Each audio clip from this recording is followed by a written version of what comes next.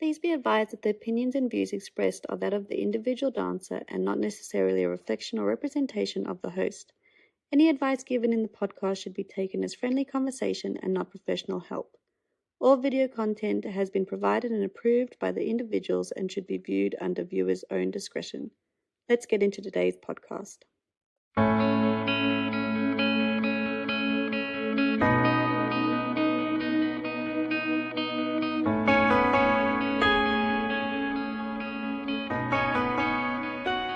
Hello, everybody, and welcome back to a Dancer's Perspective podcast. I am here with the lovely Rhi. Rhi, how are you going? I'm great. How are you? I'm good, thank you. I'm so excited to get into this podcast episode because we talk about the taller ladies that are in our industry and how their perspective is and navigating the industry, which I have no clue about because I'm not as tall as you are. So why don't you introduce yourself? Let us know how tall you are and take us through your journey so far. Yeah, so my name is Rhiannon or Rhi. I'm a very tall girl at 184 centimeters tall, so just pushing 6'1", which is pretty crazy. I'm primarily a dancer and a model, but I also have experience in musical theatre and acting as well. I've been dancing since I was a very little girl, about I think 4 years old, as most dancers start that young. And I've also done study in musical theatre and screen acting as well. So yeah, lots of different things. But at the moment, I'm really sort of focusing on my dancing. Yeah, amazing. Well, why don't we get into how you navigate the industry? Talk to us about work and opportunities, how you find them, how you navigate being on set or in rehearsal and that kind of stuff. Yeah, well, I definitely think that forming relationships is really, really, really important. A lot of my work I've gotten through doing really small unpaid gigs when I was younger, and then these people have come back later on in life being like, hey, I've got this thing that's just popped up. I remembered you. I'd love to have you a part of it. So a lot of the stuff I have found on my own, which I find, it's really important to be able to advocate for yourself in the industry. So a lot of the sort of corporate dance work, corporate sort of modeling stuff, I've just Instagram. It's like Instagram is such a good place to find stuff. And honestly, when I first sort of got out of full time, I was just like, okay, who do I want to work for? What are these different Instagram pages? Doing a little bit of almost stalking, being like, who's this person work for? What's, who they tagged in this picture? What are they, wearing for this certain event? And, doing all of that. And then when those, audition sort of notices come out, I'm like, absolutely, I'm there. So yeah, a lot of it I feel is sort of my own sort of going forward and trying to find things. Is it easy, or do you think it's hard to come by work in the industry as a dancer and a model? We may as well do it both at the same time. I mean, I definitely think that it's tricky. Someone in my sort of height range, there's two sides. I'd feel one side is if someone's like, I want this really tall person, or I want a girl, above 6 foot, yada, yada, yada. Most of the times it's like, that's great for me. Cause I'm like, I fit that bill perfectly. For example, when I just did a runway for, the RMIT, graduate collection, as a part of PayPal Melbourne Fashion Festival, part of the independent program. And the designer actually said, I want the tallest models that applied for this job. And he actually said to me later, he was like, I was a little bit worried. Sometimes people, might make their height a little bit taller or smaller to try and get the job. So he was really worried. And then when he saw me, he's like, oh, thank God, she actually is tall. So that was great. But for other things, they might say that they want a certain height range, but because, Melbourne's so small compared to, the rest of the world, that often they will change their mind based on the talent they see. So, I might go into a job thinking that, oh, this is really great, this suits me well. And then, they cast someone completely different. So if they want me, that's great. But otherwise, I've kind of got to stick to my niche, I feel. Yeah. Do you think there's enough work in Melbourne for tall girls, or do you find that you have to kind of branch out more a bit globally and start looking a bit more interstate and that kind of stuff? How do you navigate that? I'd say there's definitely not enough. When I see stuff for different entertainment companies, they will have, set showgirl performances that, they put out towards, wedding events and stuff like that.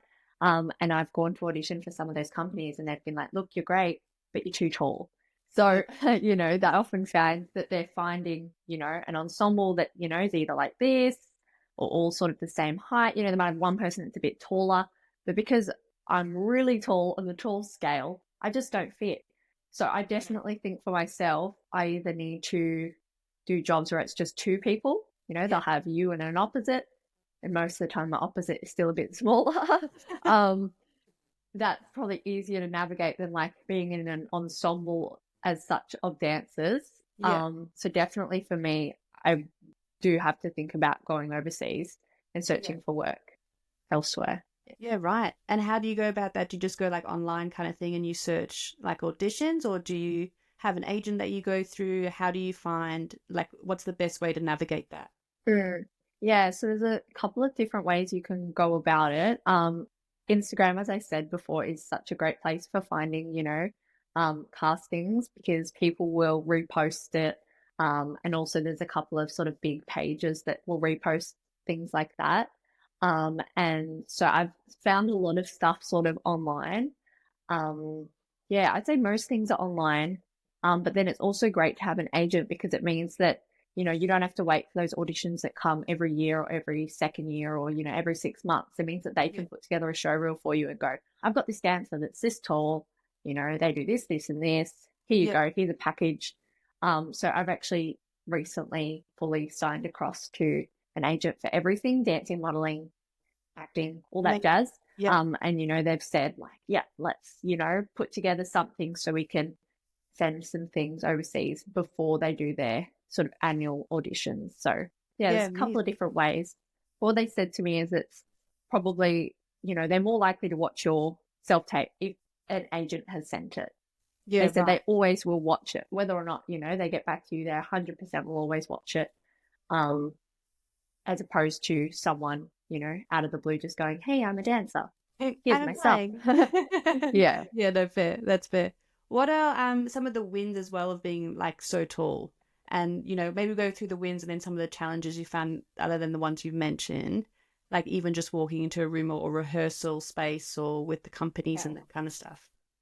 Yeah, well, you definitely stand out. You can't hide, which can be difficult, that means that you have to know, the choreo and be on time for things because, you naturally stand out. Even if I was to wear a smaller heel or, I stand out. So, as soon as I walk into an audition room, you get the other girls go, wow, you're really tall. That's awesome, Or you'll do a lineup and they'll be like, okay, everyone, line up. We're going to check your names or do it in your numbers. And it's always like, and I always get this, some of the gorgeous shorter girls will be like, oh my God, why do I have to dance next to you? But it means that, I stand out. So I can't really hide, when you're doing a routine. So I have to really make sure that I'm on my A game for auditions and stuff, which can be hard because sometimes the routines are really quick for them to teach it to you. Yeah. So I can't really blend in and hope for the best.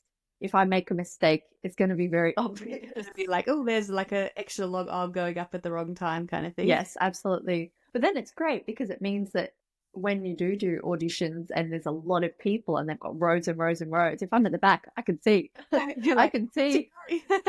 Yeah, I can see the choreo, which is fantastic. Yeah. So that is a win, I suppose. Yeah. Awesome. Well, speaking of like with choreo, is it, because I have no idea, obviously you'll have longer limbs and all that kind of stuff. Do you find that you have to make sure that you're ahead of a count, or like when you're listening to music and going with music, do you find because you have a little bit longer to go to for moves, like say, for example, arms out by your side, do you find you have to try and hit that count just an extra count before, or do you, it might seem like a weird question, but I'm just curious.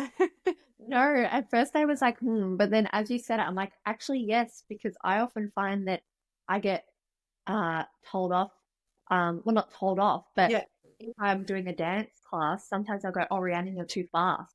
And I think it's because I'm preempting the fact that it takes me longer to hit those. Sometimes I overcompensate, I go, you're too fast, and then I've got to pull it back.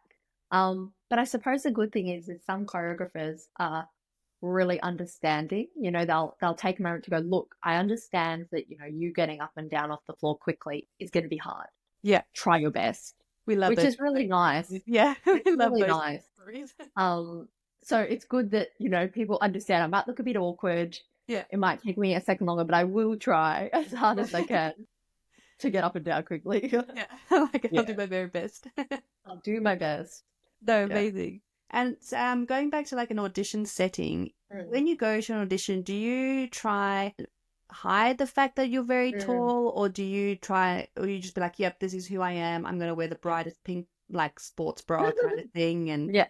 like, does it depend on each job, or what's your mentality going into auditions? Yeah, I'd say it definitely depends on each job. It's kind of tricky because I feel like the standard heel size for professional things is 3-inch heel.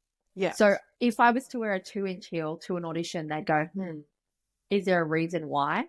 Is she not able to dance in 3-inch heels? Like, or what is she trying to do? So I unfortunately can't hide it in a heel as yeah. such, but sometimes I hide it in a hairstyle. So, you know, so How do you do that? yeah, so I mean, some girls will, for example, for like the Moulin Rouge audition, there are some girls that are, you know, just under the cusp of the height limit. So they'll wear a really high bun or Right. like a really high bun, or like, you know, really sort of slicked back. So it makes them appear taller. And then I think I had my hair in a pony that was like here. Yeah. But like, yeah, so I will wear, you know, a low bun or like a ponytail. Um, for jobs where it's like, you know, I might be a little bit too tall. So, yeah, definitely the hair, I would say. Yeah. And, you know, you actually notice it because I swear I've heard girls be like, yeah, no, I made my hair really big. I'm like, Yeah. you're so smart. You're so smart. All the But tricks. yeah, definitely depends on the job. If it's something where it's like, we want tall girls, sure. You know, Yeah. I'll wear a bright outfit, you know, stand out, stand tall. Yeah. But, you know, for other things, you know, I might just sort of not try to hide, but when we do, you know, start learning the choreo, I'm not going to push myself to the middle or push myself to the front. You know, Yeah. I'll bide my time. And then when I go to dance, I might go, oh, she's tall. Yeah. But not when I first walk in the room. They're like, oh, like, I don't know if she'll fit in the sort of vibe we're looking for. So definitely, right. I'd say depends on each audition. If it's a showgirl, yeah, You're like, I'm there. owning it. I'm owning it. You know, Yeah. I'm looking tall. That's fine. The Yeah. other sort of ensemble stuff, I'll just, you know, Yeah. chill out a little bit. Yeah. Nice. I'm just also trying to think because as like when I normally go for an audition, I'm like, you know, as natural dancers do, you look around, you see the height, you see kind of what they've kind of accepted to have in the room, and you're trying to kind of pick what they're after, which, you know, plays a mental game. Like, I think whenever you go in audition, there's definitely a mental game you kind of have to overcome and just calm the nerves and everything. Is there something that you do when you walk into a room and you're like, oh my goodness, I'm the tallest girl here? Like, how do you navigate relaxing and just owning it? Yeah. It's a bit tricky because sometimes I feel like if, you know, sometimes I go into it with the mentality of, look, you know, it is what it is. If, you know, they want it just based on, you know, height and stuff like that, I probably won't fit the criteria, and that's okay. I often see auditions as a free dance class. So if I'm there for like an hour and a half, I'm like, this is great. It was a good use of my time. You know, I was able to see, you know, mates that I know, say hello to people. But the other end is that, you know, if I get cut from, you know, the first round or second round of a dance call, in a way I kind of, I wouldn't say self-sabotage, but I kind of protect myself by going, oh, well, I was too tall anyway. I was never going to get it. When really it's like, well, was it that, or was it because I wasn't good enough? So I don't know whether that's a healthy thing to sort of, you know, just say that, which I think it kind of is, because there's so many auditions and it's so, you know, difficult. And it sometimes comes down to the tiniest thing of someone fitting the costume. Yeah. You know, someone's leaving the cast who had brown hair. They want another girl with brown hair. Yeah. So sometimes maybe it's important to not lie to yourself, but, you know, say those things to make you feel a bit better. But yeah, I suppose it just depends, on the situation. Yeah. But And that's something I do. Makes me feel better. well, no, that's the main thing, right? And I think there would be so many people like in your shoes as well that are like thanking that you said that as well, because I'm like, I wouldn't know, but I'm sure like having that height, yeah, you do you know if it's your height? Do you know if it's Mm, like your like talent or anything like that? yeah. And it's so hard because you can never understand or know Yeah. what they're thinking or any, and they don't You tell just want to you. ask, Right? honestly. Sometimes you just want to ask. It's like, you know, you just want to say, hey, like, do I need to do more classes? How can I improve? Yeah. Or is it just the way I look? And I feel like a lot of people would say that, people on the shorter end of the spectrum. Yeah. I talk to a lot of girls for like, especially cruise ship contracts, when we go to auditions for that, and some of them will be like, oh, I'm way too short for this. Like, oh, I don't know. And I'm like, well, I'm on the other end. I'm really tall. I don't know either. Yeah. So, it's definitely on both ends of the spectrum, people are, they're not, Yeah. we don't know. No, no, We're tell not us. sure.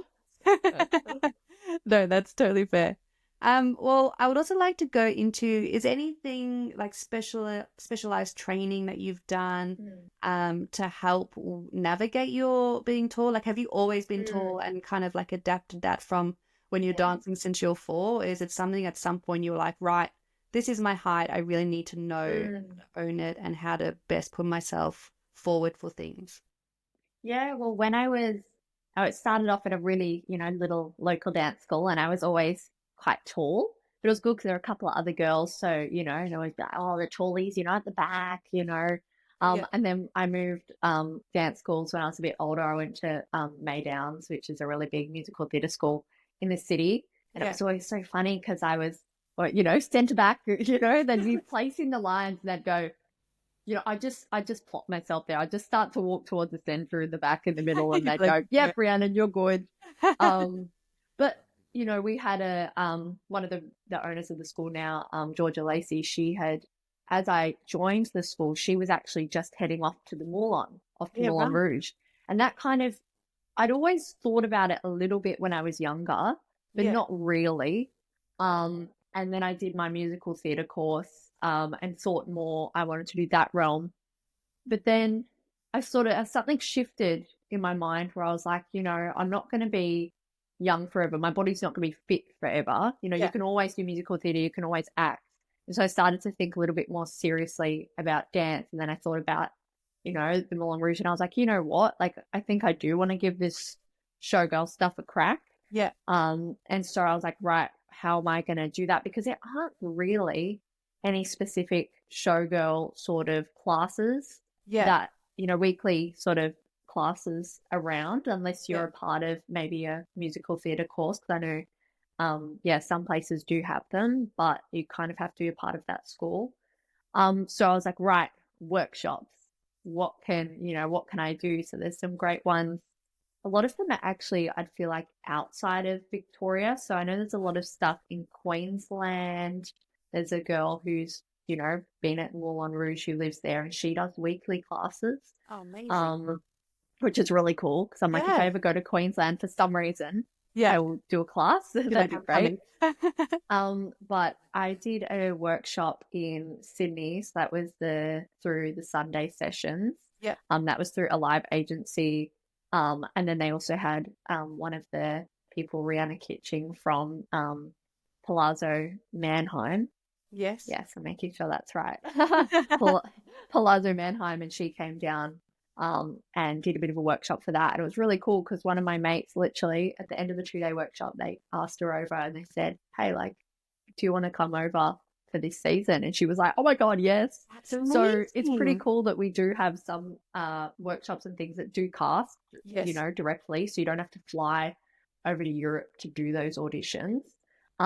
But yeah, they're sort of the main ones. And occasionally, coming up to big auditions. So coming up to the Moulin Rouge audition that was almost 2 years ago now, Yeah. there were workshops that popped up from, ex Moulin Rouge dancers or ex cabaret Yeah. dancers who were like, yeah, let's do an audition prep workshop. So it was great to attend a lot of those. That's amazing. And some of the people as well were offering private lessons, so they're good. But I really wish that there was more sort of classes here, Yeah. because I find every time I go to one of those workshops that my skills just improve so much over those 2 days. Having someone really nitpick you, going, yep, no, fix that bevel, fix this, fix that.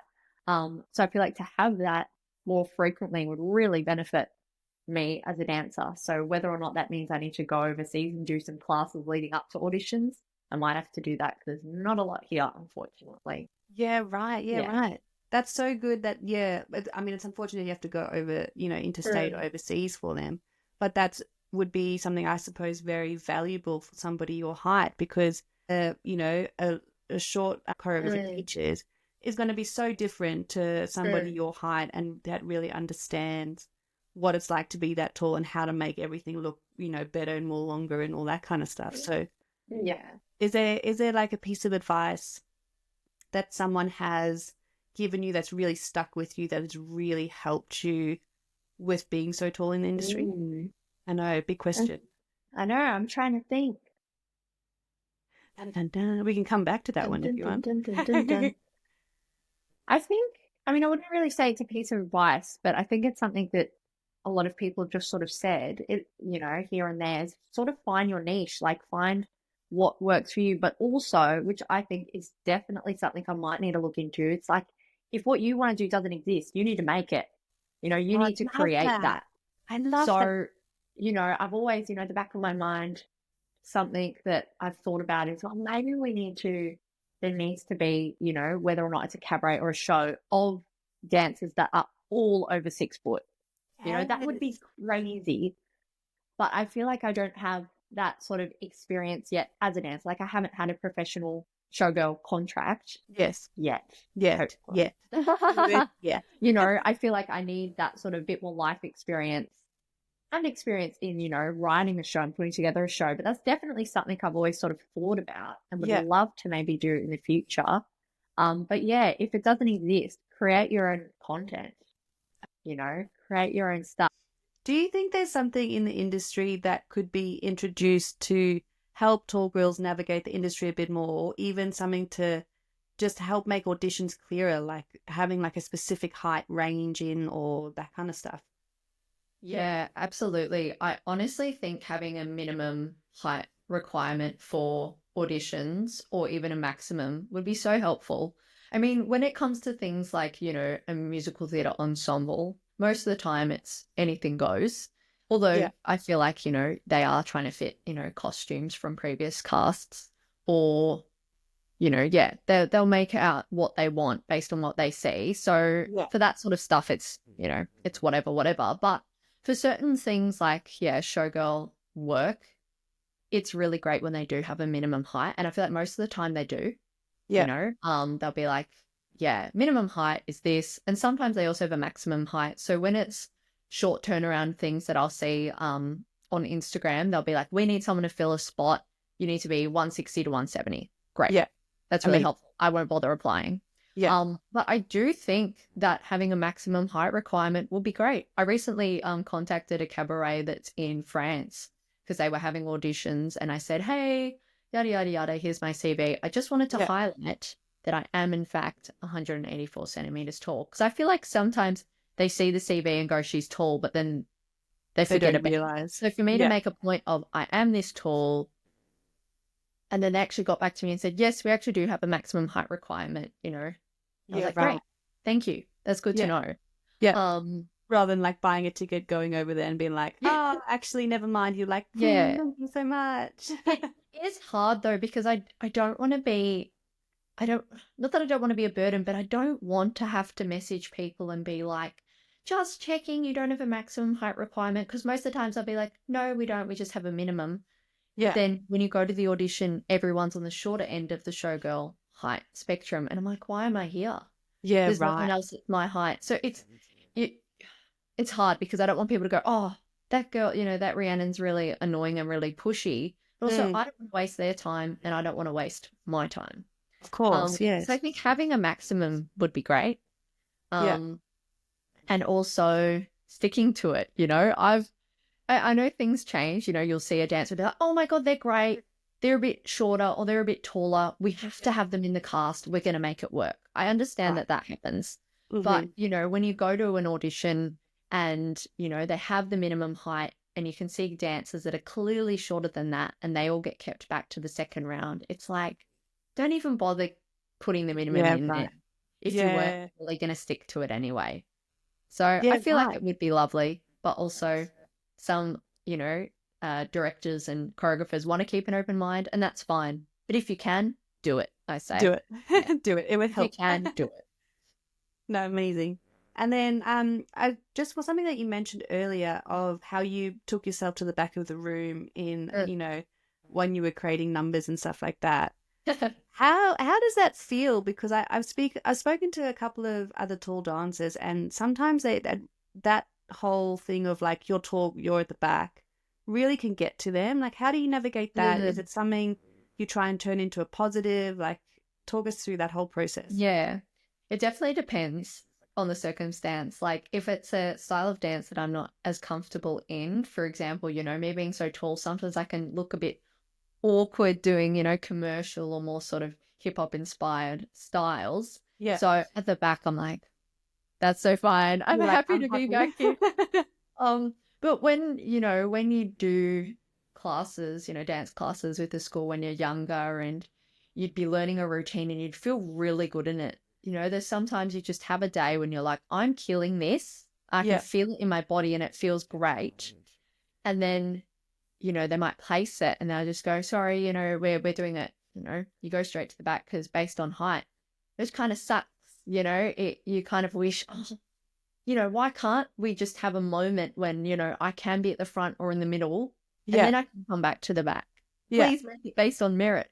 Yeah. You know, Yeah. sometimes it can be really frustrating when you feel like you've nailed something Yeah. and you feel like, you know, you're not sort of given that credit. But then also you can understand that if they're trying to build a number, they have to kind of make it aesthetically, you know, nice.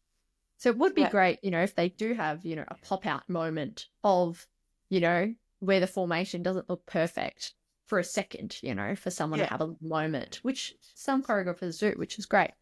But yeah, so it can be disheartening, but also I'm so used to it now that I'm just Yeah. like, it is what it is. And honestly, centre back, you still get seen, you know, if Yeah. there's an auditorium going up, the people will see you. You stick out Yeah. anyway. So, you know, centre's still great, even if it is at the back. But sometimes, you know, especially when I was younger, it was quite disheartening. But I've learned Yeah. to live with it and accept it. Yeah, amazing, amazing. Yeah. Well, something we like to do at the end of each podcast too is think about the dancer listening to you who's in the same boat that is as tall as you or taller or just a little shorter.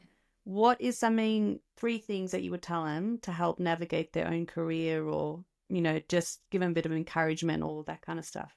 Yeah, I definitely say own it. Like, wear those heels, like, even outside of the dance world. You know, I have so many beautiful tall friends who won't wear heels, you know, to events and stuff right. because they don't want to be taller than their partner or don't want to stand out. Like, you know, dress the way you want to dress, you know, Yeah. so stand out if you want to stand out. I'd say is definitely one of them. Another one I'd say is, you know, find your niche. If you're really struggling with finding, you know, work, find something that really works for you and stick to it. And then another thing is, and this is almost a little bit of sort of advice for myself, is to keep going, you know, because it's so difficult when you see people in the same boat as you succeeding, you know, and you think, oh, maybe I'm just not good enough. But there are so many aspects that go into casting and creating the show that it might just not be your time yet. So it's like I tell myself, like, I just need to keep going, you know? Yeah. So yeah, those would be No, that's three amazing. things. Well, I really want to thank you for coming on today's episode, and we're definitely going to get you back to talk about your Moulin Rouge audition. I feel like that's something we definitely have to dive into. Yeah. But thank you Absolutely. so much for giving your perspective, and I'm sure, you know, you've helped a lot of people and given a lot of good insight and help people not feel, you know, by themselves a bit as well too. So thank you so much again for coming on. Amazing. Thank you for giving me the space to talk about these things. It's awesome. Of course. No, of course. Thank you.